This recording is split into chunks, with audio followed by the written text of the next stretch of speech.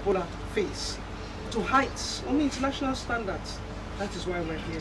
We say congratulations. The Senior Technical Manager Laboratory Option, Austin Adeyuno, outlined the importance of the equipment to strengthen laboratory system to enhance quality healthcare delivery services in the country. SLBC News Joseph Stanley reporting.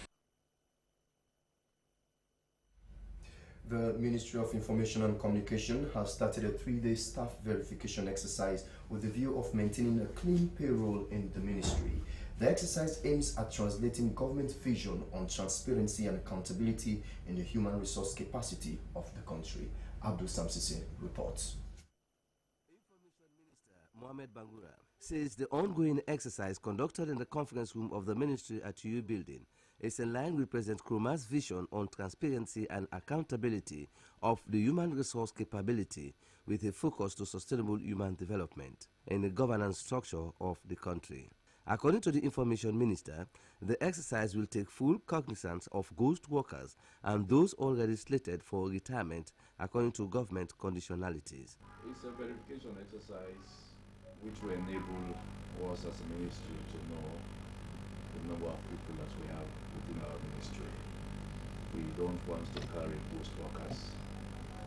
That's the reason why we conducted this verification exercise. You come with the ID card, with your PIN code, and we look at the master sheet provided to us by the Human Resources Department. Well, there is a straightforward policy. If you have overage, you overage. Give room to new people. So we have also highlighted some of those we realize they are past the age of retirement for them to go for retirement. But that's the human resource will work closely with the various departments that are responsible for that. But for us as a ministry, as ministers, our own job is to highlight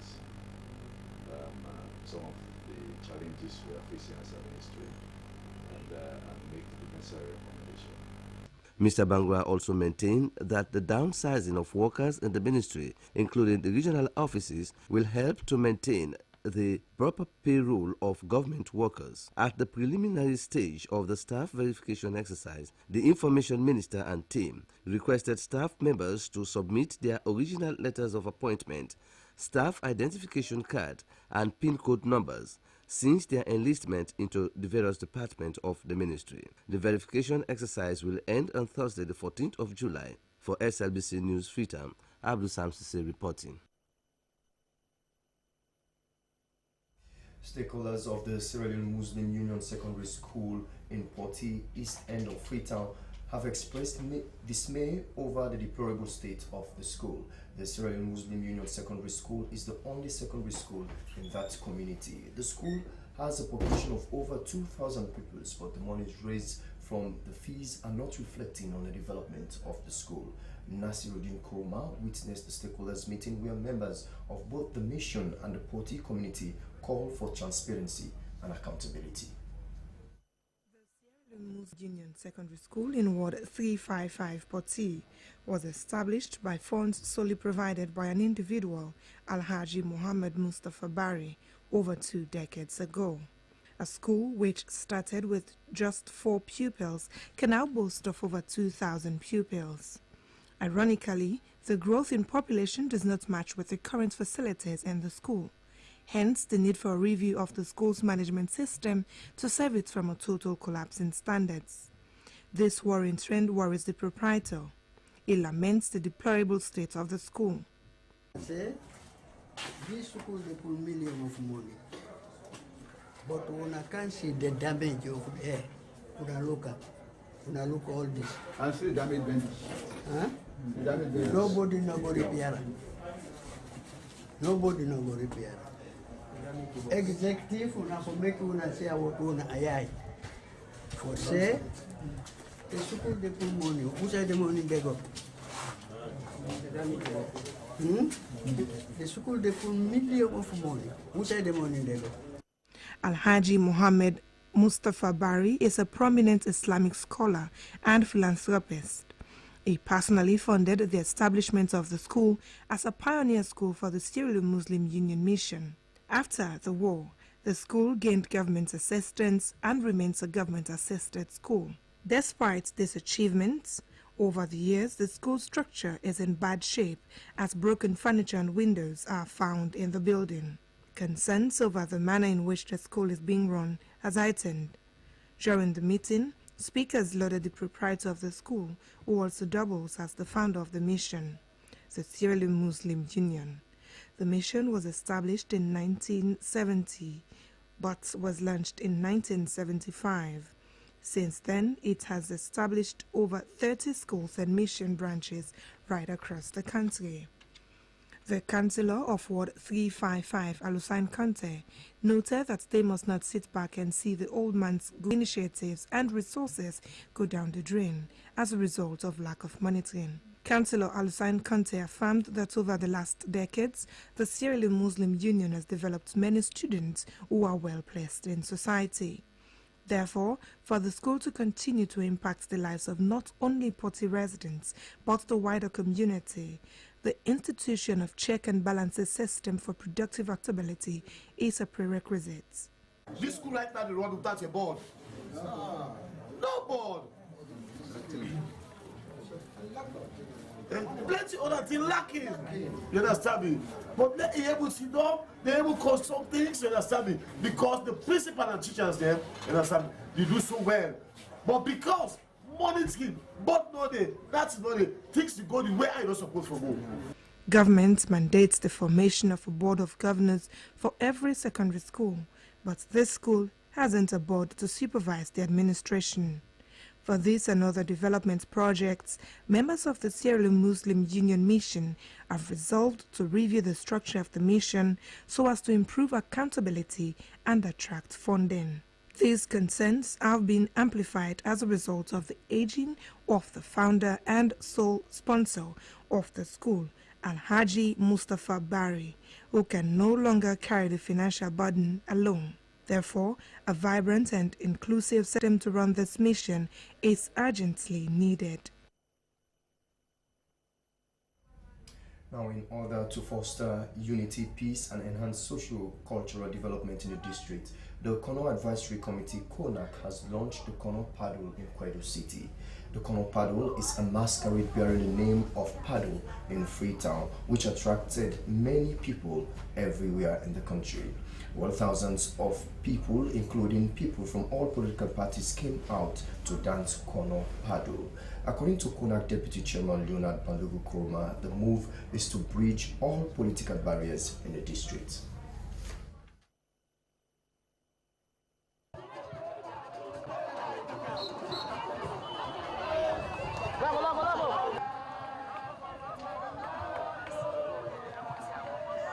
The launching of Kono Paddle was one that was welcomed by many. As you can see, people processed from Yengem to Kwedu town, which is 7 miles.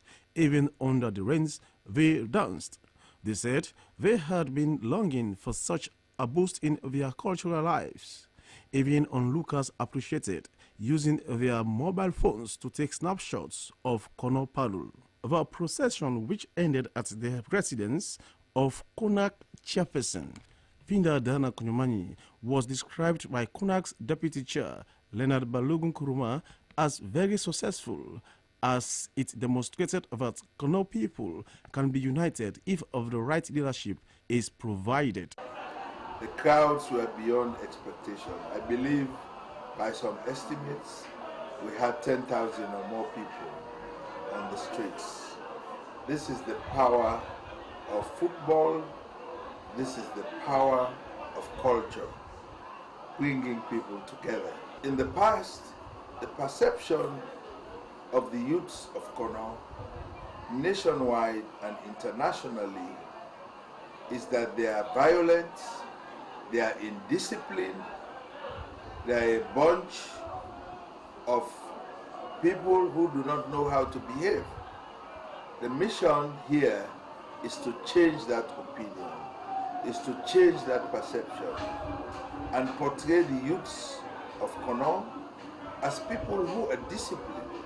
He thanked President Nkrumah for the development he has brought to the district, citing the road from Matutuka to Kwedu Town, township roads in Kwedu City, and electricity.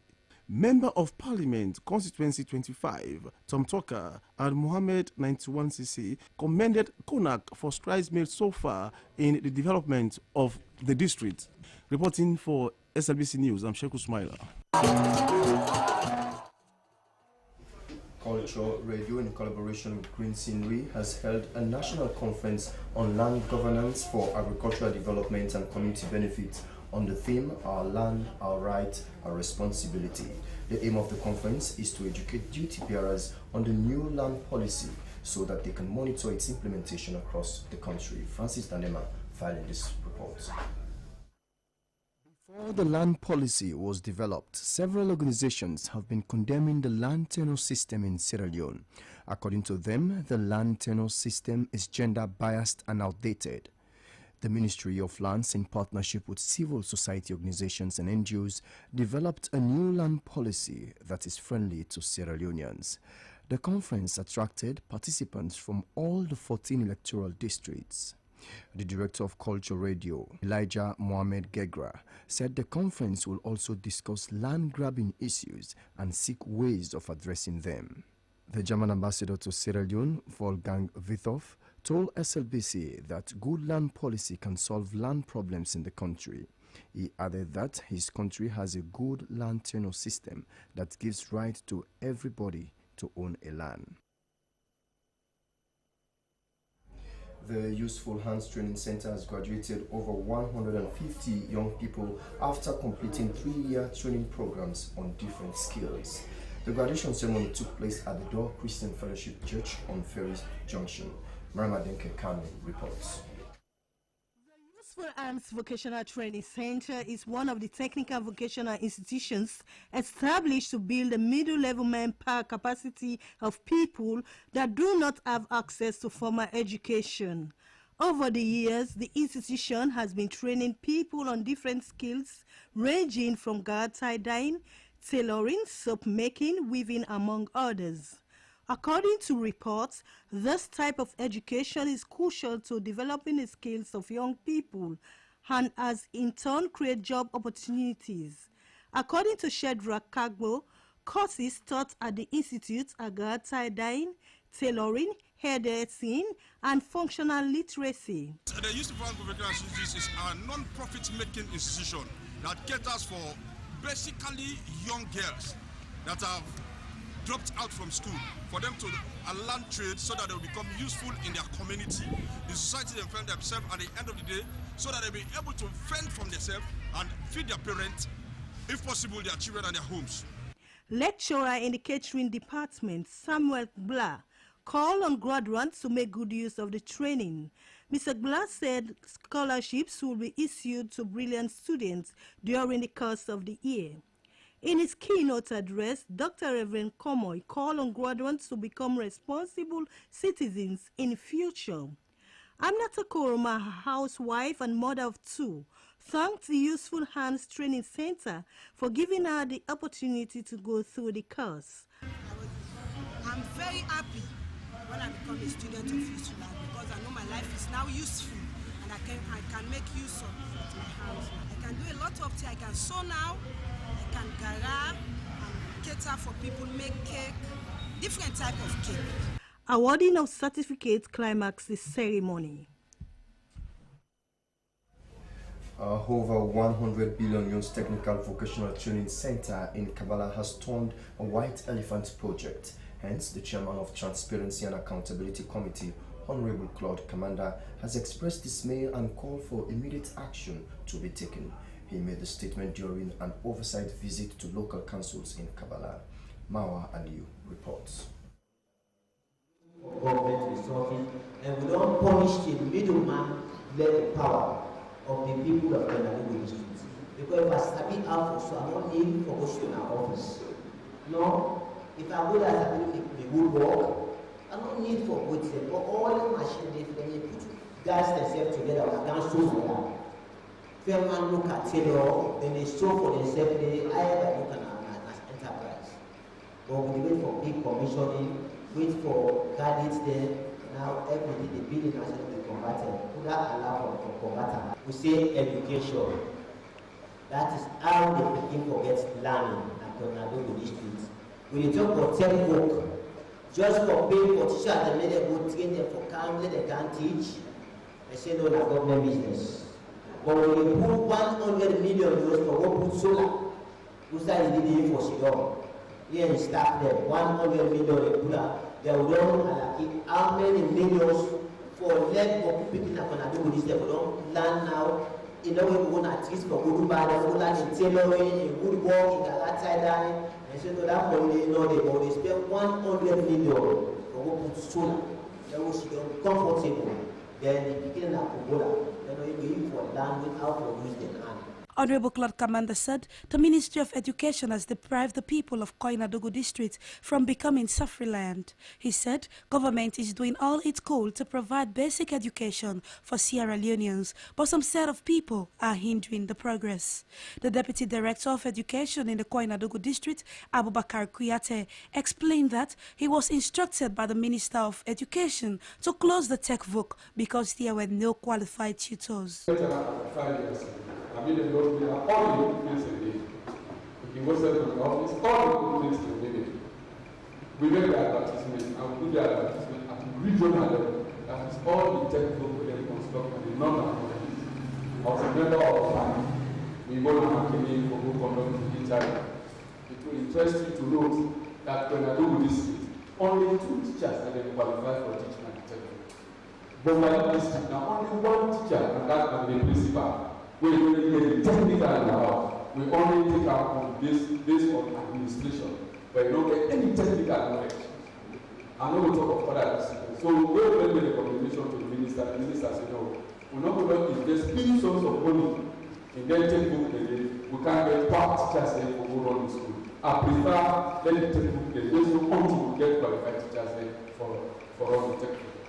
Committee members, however, expressed dissatisfaction over the issues expressed, noting that the excuses given by the Deputy Director of Education was flimsy. I would say that carelessness on you, personally, take a vote on me and say, pass the person qualified in their degree. Take a vote simple and for make beginning able learn for do something for get a living. So you want to see this whole Kabbalah, non-experienced tailor, they are forgetting what you go to school. But it's Sabisu, no Kabbalah. No, what you do Kabbalah. You know, we say pass the go school. Because therefore, we teach the beginning by yourself for let's Sabi for using hand. So not to pass people that qualify. Like I say, pass the degree. My degree, they go lecturer from the college. Arts and crafts, you know that.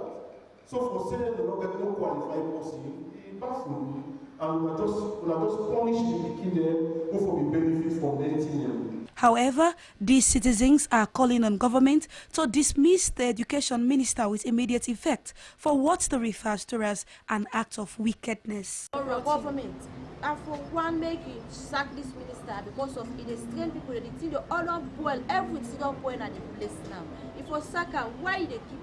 Why did they get the post now for Saka instant? It is still for people that export here. They're not to a money, why did they go lock? Now land in order at the vocational center. Land in order at the country, not no date, if don't boku everything, I remember don't boku, I don't boku at this country. Why the Papa Minister they go lock the place when are not to a money, not to ingeta, now the government now support for doing that in the law able survive life, not able SLBC News, Residents of Hill Court Road, bike riders and other people have expressed concern over what they say is the delay in the construction of the Hill Court Road, especially during the rains. Abubakar has one. Delay in the construction of this road has caused different problems to many people residing and doing business within the Hill Court Road community. Speaking to SLBC, Aisha Kagbo and other residents said because of the delay in the construction of the road, the heavy rains have destroyed our properties. Stay inside and you also the water. And that's why they don't put block there. Well, for put in, I mean, bank it. And water bank it. And you are telling the point for remember, see, and now. Look at the now, Ubaranda. Sannah More is a welder at Ilcott Road. He said construction work has damaged his welding tools. Bike riders are the most vulnerable users of this road, as according to them, over 20 bikes get involved in accidents every day because of the wet clay on the road. Yeah, now the most dangerous place, maybe say yeah, bike man that left for them fast. One the place is simple, and now most of the guys that are right now they don't balance the place. They don't keep anything. I know.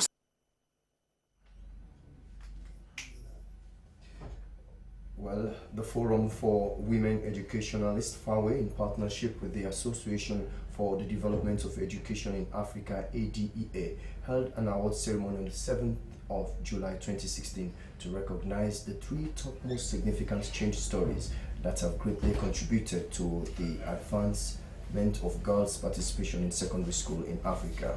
The most significant change story is a joint competition launched on Thursday, 19th November 2015 in order to map innovative programs that have advanced girls' secondary education in West African continent. The judge found out that FAWE Sierra Leone chapter, through the numerous partners, is far ahead of other chapters in the chapter's approach to increase girls' participation, retention, and performance in secondary schools. The initiative involves 6 countries, namely Mali, Senegal, Sierra Leone, Uganda, Zambia, and Zimbabwe, with each submitting its own top 3 stories. A total of 18 stories were reviewed and ranked by FAWE and IDEA team. They were later submitted to a panel of 3 judges who were representatives from the Ministry of Education in Burundi and Kenya, as well as UNESCO office in Kenya. The topmost 3 innovative stories were selected using the criteria of access, retention, and performance, and were awarded on the 7th of July at the FAWE conference room in Kinilami, Nairobi, which included Agnes Fema Kane from Sierra Leone, and first runners up as Child Care Center from Zimbabwe, and the second runner up is Fatoumata Cisse from Senegal. You're watching News Hour live from the Sierra Leone Broadcasting Corporation. We now move over to the business desk and join Judith Sannah with the latest in business.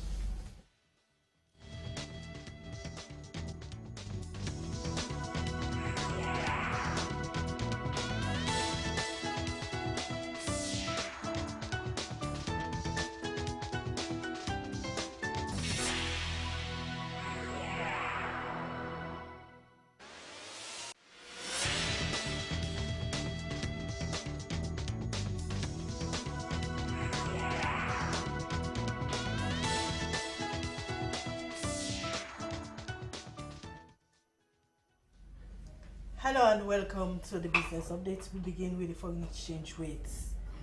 The US dollar buys at 6,025 leones and sells at 6,147 leones.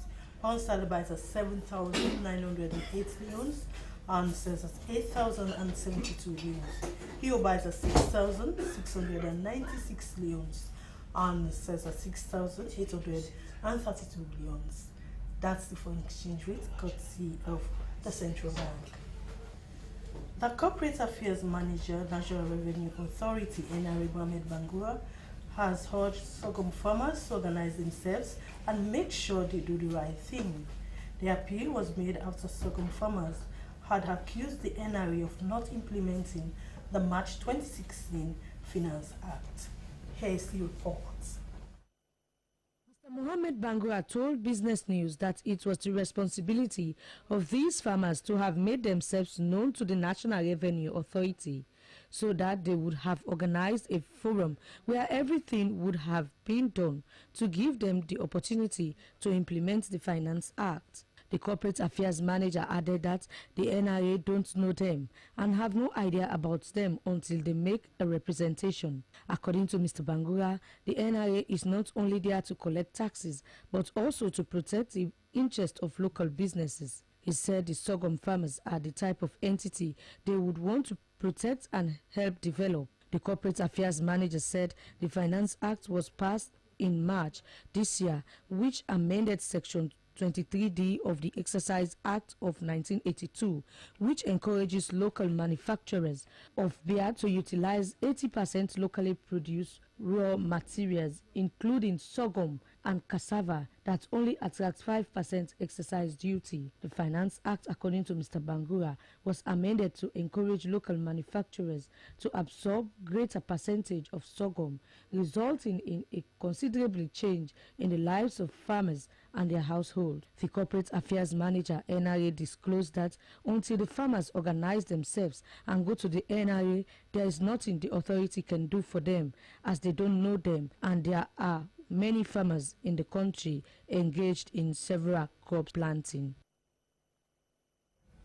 That report was read by Francis Bernard.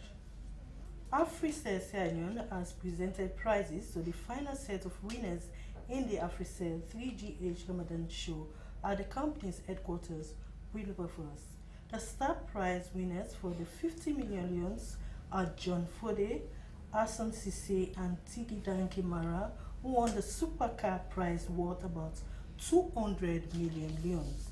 The total prize won, including cash, is 564 million leons, including the supercar. We now bring you highlights of that.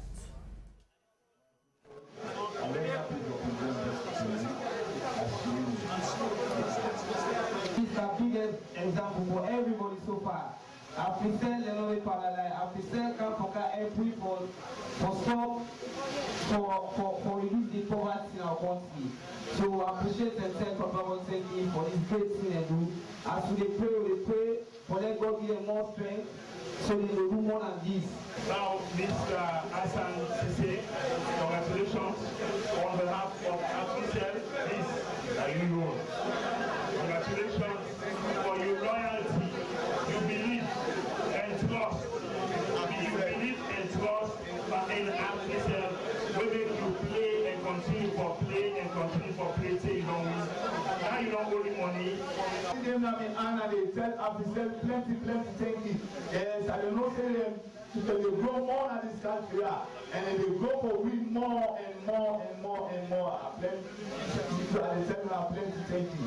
This I don't say you must go in good news. Thank you very much, sir. Because we now cannot get no side for park this motor because now under rentage are there because we start to go park this motor, they go put parts there, they go tip and me and you are the big officer let them give me money because I know they no side for go this motor. Do you have to sell them not give me money? And consider it as a company. Not a losses we want to put people in bank, but one for the things that we go add value to people in life.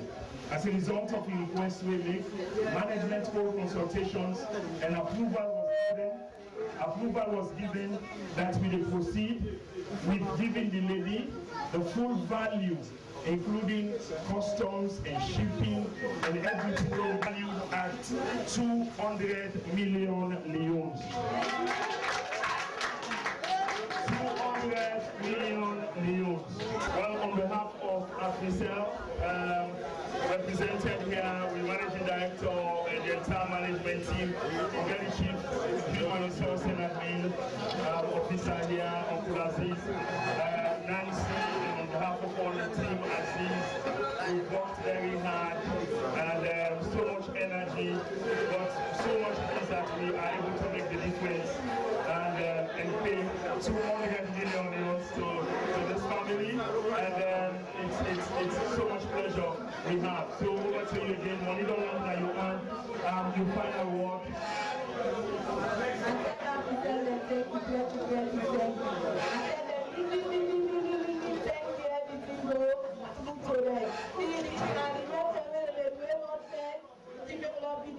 For them. I tell you now, different people wetin I don do na the life. I dey always pray God for una. Winners of the AfriCell 3GH Ramadan show. Well, that's it from the Business Flex. Many thanks for your time. I am Judith, Sannah.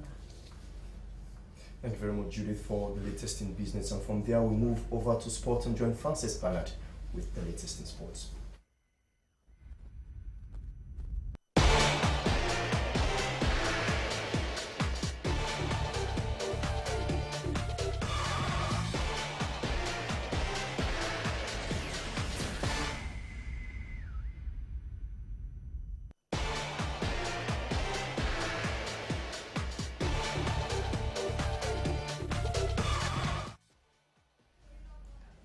It's Sports and Newser. I am Francis Bernard. In Sports Now, the Ministry of Sport is set to organize a national sports conference scheduled for July ending. The conference is amid to highlight and address major problems that are facing the sports sector. The three-day consultative conference will attract those in charge of sports development and policies in the country. The Deputy Minister of Sports is Ismail Al-Sanko Conte, was earlier on in a studio and he spoke to Asmi Oba. Actually came to Sierra on 2 occasions and held lengthy discussion with the Ministry of Sport and the Ministry of Youth Affairs. And the outcome of that meetings actually led us to develop a strategic plan for sports development and peace. And they invited us on a working visit to have consultation with the Commonwealth Secretariat and other partners that has program and funding for sport development. So we met with the Deputy Secretary General of the Commonwealth. We met with organizations like Comic Relief, Tackle Africa. We met with another organization that is actually has developed a factory which they are interested to come to Sierra Leone to produce footballs, you know. And basically the meetings were very, very much fruitful, and the Commonwealth as a secretariat has £5 million of which Sierra Leone is going to benefit, and the Comic Relief also has some amount of money which Sierra Leone is going to benefit. So our meetings were very, very fruitful, because we presented a case for Sierra Leone, because the initiative about Sport for Peace is basically to see how best young people can be taken out of violence, drug addiction, and clique or gangsterism. And sports is an entity that the Commonwealth want to use to see how best young people can be taken. So how convincing was your plea? Well, like I told you, we had a strategic plan, which in itself is making a brighter case for Sierra Leone. And for the fact that Sierra Leone has gone through an 11-year rebel war, and after the war we suffer as a result of Ebola.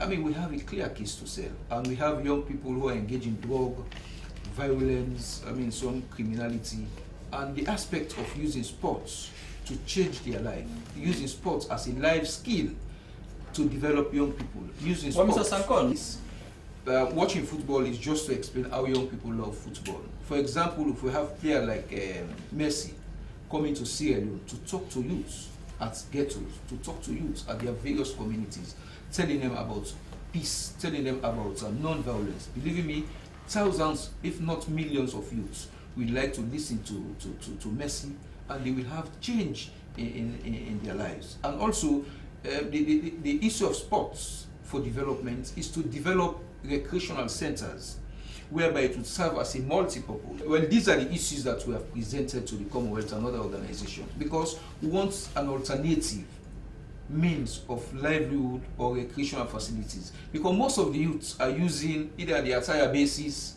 or ghettos as recreational facilities or centers. So our plan is to see how best we can have a sports center, a multi-purpose, where you can go and play football, do athletics, boxing, and at the same time using it as a research. He is the Deputy Minister of Sports, Ishmael Al-Sanko Conte. Well, to another story, the Public Health National Emergency Operative Center yesterday engaged Olympic and Paralympic delegations on the effects of the Zika virus, the preventive method, and how the Sierra Leone delegations would be monitored in and out of Brazil. Dr. Charles Alpin did the presentation. You might have heard of, like dengue and yellow fever, and another one called chikungunya. And the virus has been known to be in Africa, across Asia, and in the Americas and the Pacific. This is a mosquito different to the malaria mosquito. So it bites during the day, it can bite at night, it bites outdoors as well as indoors. You can also be spread, this virus can also be spread through sexual transmission, and from a pregnant woman to the fetus in the uterus, in the womb. There are other ways that it can be spread as well, but they're really less important. Things like blood to blood, needles, contaminated blood transfusion, stuff like that, which aren't really a big deal. But the main ones to talk about, the mosquito bites, and then the mother to fetus and the sexual transmissions. The illness itself is very rarely a big deal. 80% of people, when they get the virus, don't even know they've got it. Actually, no symptoms at all. And of the remaining 20%, they tend to be mild symptoms. Fever, rash, headache, red eyes, lasts up to a week. A small number of people, a very small number, we can't tell you the exact numbers, but it is a small number of people who get the illness develop the complications. And this is why there's been so much interest in Zika over the last few months. The complications are that if a developing fetus, a developing baby before birth gets infected in the uterus, then it can cause problems with the development of the brain, which causes the baby to be born with quite severe birth defect called microcephaly, where there's a very small head and poor developmental of the brain. The Sierra Leone delegation told the Rio Games being addressed there by health authorities to see how they can carry themselves well in the games in Brazil. Well, with that, we bring the curtain down for sports update on News Hour, David. Thank you very much, Francis Bernard, with the latest in sports. Well, to end News Hour here once again at the main points. The only SLPP councillor in the Local District Council, Sheku Tijan Sako, has resigned from the council and as a councillor. Illegal mining has been reported at the back of Command Hospital. The Ministry of Health and Partners has provided laboratory equipment to district health management teams, and the Ministry of Information and Communication has begun a staff verification exercise. But that's all we have time for in this edition of News Hour, broadcast live on SNPC. On behalf of my news editor, Sheku Sannah, I'm David Kamara. For more about the program, send us an email to contact us at snpc.sl. Up next is Issues in the News. Good afternoon.